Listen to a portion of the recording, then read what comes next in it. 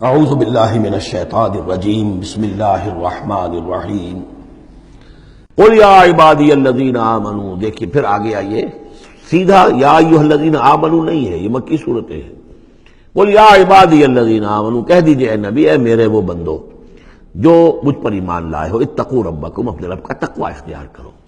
جن چیزوں سے اس نے روک دیا رک جاؤ، اور تمہارے اندر اس کی رضا جوئی رہنی چاہیے. للذین احسنوا فی ہذہ الدنیا حسنہ، جو لوگ نیکی کی راہ پروش اختیار کریں گے، احسان کی روش اختیار کریں گے، ان کے لیے اس دنیا میں بھی بھلائی ہے. وَأَرْضُ اللَّهِ وَاسِعَةٌ، اور زمین اللہ کی بڑی وسیع ہے. اگر یہاں رہتے ہوئے تمہارے لیے توحید پر کاربند رہنا ممکن نہیں ہے تو ہجرت کرو. انما یوفی الصابرون اجرہم بغیر حساب، یقیناً صابروں کو، صبر کرنے والوں کو ان کا اجر پورا پورا دے دیا جائے گا. یوفا بھی ہے، پورا دے دیا جائے گا، پھر بغیر حساب بھی.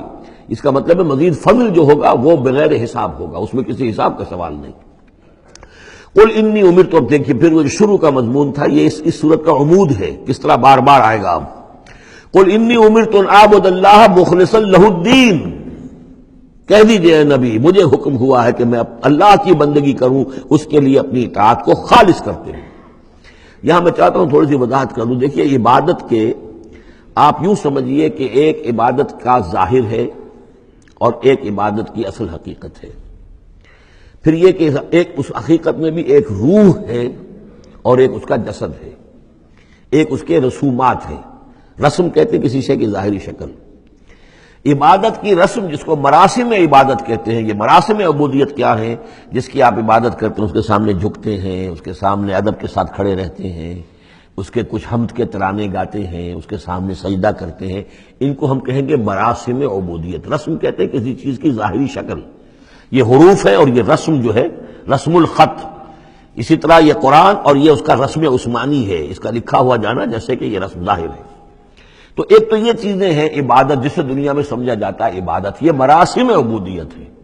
اصل عبادت جو ہے اس کا بھی ایک جسد ہے اور ایک روح ہے. جسد کیا ہے؟ اطاعت، جس کی عبادت ہے کلی اطاعت، ہم اطاعت، ہم وقت اطاعت. غلامی، عبد کے معنی ہے غلام.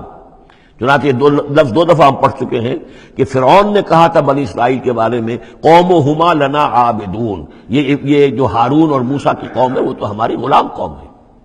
اور ظاہر بات ہے وہ پرستش نہیں کرتے تھے، وہ قبطیوں کو پوجتے نہیں تھے، وہ ان کی نماز نہیں پڑھتے تھے، وہ ان کو سجدہ نہیں کرتے تھے معاذ اللہ. لیکن غلامی جو ہے اصل شے، اطاعت، یہ تو اصل جسم ہے. اصل عبادت کا جو ہے جسم، جسد جو ہے وہ ہے اطاعت.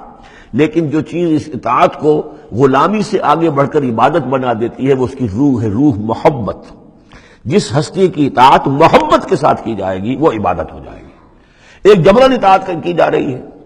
اب جیسے کہ انگریز کی ہم اطاعت کرنے پر مجبور تھے، ہم اطاعت کر رہے تھے، عبادت نہیں کر رہے تھے لیکن اطاعت کر رہے تھے. لیکن کسی کی محبت کے جذبے سے سرشار ہو کر اطاعت کی جائے گی تو وہ عبادت بن جائے گی. تو اللہ کی عبادت کے لیے جو بھی ڈیفینیشن اس کی امام ابن تیمیہ اور حافظ ابن قیم، استاد اور شاگرد دونوں کی ہے، وہ یہ ہے کہ اس کے دو اجزاء ہیں. العبادت تجمع اصلین، غایت الحب مع غایت الذل والخضوع، کہ دو چیزوں کو جمع کرنے سے اللہ کی عبادت جو ہے وجود میں آتی ہے. حد درجے کی محبت اللہ کے ساتھ اور حد درجے میں اللہ کے سامنے اپنے آپ کو بچھا دینا، مطیع اور منقاد ہو جانا. اچھا یہ تو ہے اصل عبادت. لیکن اس کے لیے جو رسم ہے وہ کیا ہے؟ کبھی کبھی کھڑے ہو کر کبھی سلیوٹ کر لینا ہے، کبھی ہاتھ جوڑ دینا ہے. اب ہندوؤں کے ہاں ہاتھ جوڑنا ہے، یہ ان کے ہاں کی رسم ہے. قنوت ہے، ہمارے ہاں قنوت ہے، ادب کے ساتھ کھڑے ہونا ہے. کہیں جو جھک جانا ہے، رکوع کرنا ہے، کہیں سجدہ کرنا ہے. حمد کے ترانے جو ہے پڑھ رہے ہیں، تسبیح کر رہے ہیں، یہ اس کی مراسم عبودیت ہے. عبادت اصل کیا ہے؟ اطاعت کلی، اللہ کی محبت سے سرشار ہو کر. تو اس صورت کا جو عمود ہے وہ یہ ہے کہ اللہ کی عبادت کرو، اس کے لیے اپنی اطاعت کو خالص کرتے ہوئے. اطاعت میں آپ نے کسی اور کو شامل کر دیا، انڈیپینڈنٹ آف ہم، اللہ کی اطاعت سے آزاد، مستقل بذات اطاعت، یہ شرک ہے. اور وہ اطاعت اللہ کو قبول نہیں.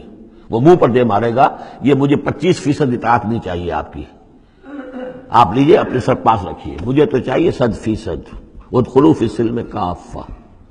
اور ہم سمجھتے ہیں کہ ہم 5-10% بھی ٹرخا لیں گے اللہ تعالیٰ کو تب بھی ہمیں جنت کو دے ہی دے گا. یہی ہے اصل میں ہمارا جو سارے سوچ کا فطور ہے. یہ کل زندگی اور کل بندگی جو ہے اس کا تصور ذہنوں سے نکل چکا ہے. یہ تصور ہے جو اس صورت سے اب اس کی جڑ پڑ رہی ہے، اور یہ در حقیقت کلائمیکس کو پہنچے گا چوتھی صورت میں جا کر سورہ شورى میں. تو دیکھیے پھر آ گیا قل انی امرت ان اعبد اللہ مخلصا لہ الدین، کہہ دیجئے مجھے تو حکم ہوا کہ میں اللہ کی بندگی کروں اس کے لیے اپنی اطاعت کو خالص کرتے ہوئے. وامرت لان اکون اول المسلمین، اور مجھے حکم ہوا کہ سب سے پہلا مسلم، سب سے پہلا فرما بردار میں خود بنوں.